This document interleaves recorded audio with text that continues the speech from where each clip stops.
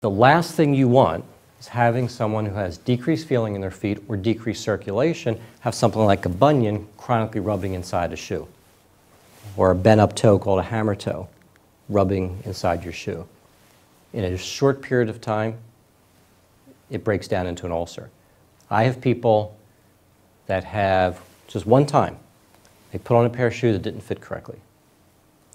I just wanted to go out. We were going out someplace nice, and I put this shoe on. I know I wasn't supposed to wear that shoe because you told me, Doc, I'm supposed to wear this other kind of shoe that's good for my feet. But it was only one night.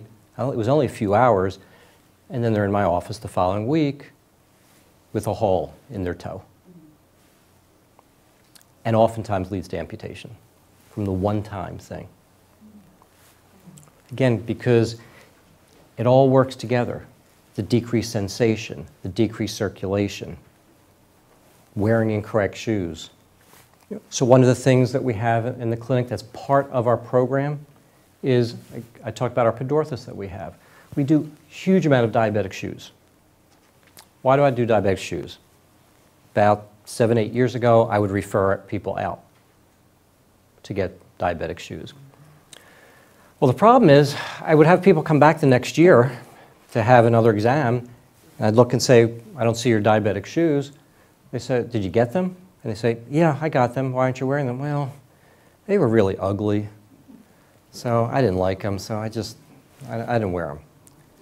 So I'm referring all these people out to get diabetic shoes, and because they're ugly or they're too heavy, they get it because their doctor told them to get the shoes, but then they go home and they throw it in the closet and they never wear them, which does absolutely no good.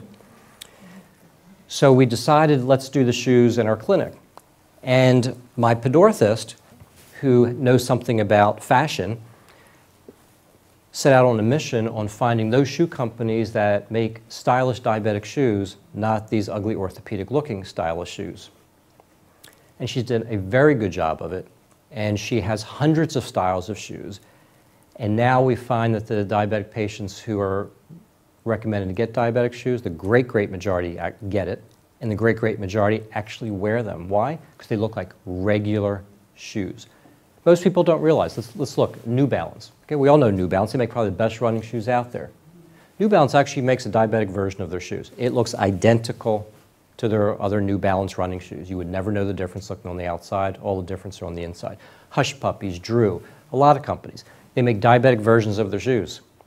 No one carries it because they don't want to have to deal with it. It's much easier just to say, hey, I got this orthopedic looking shoe, black, brown, pick one. And that's what most of the places do.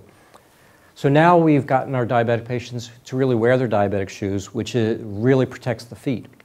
So much so, and it's so important that almost every single insurance company will pay for the shoes and the special insoles that go in the shoes if people will wear them.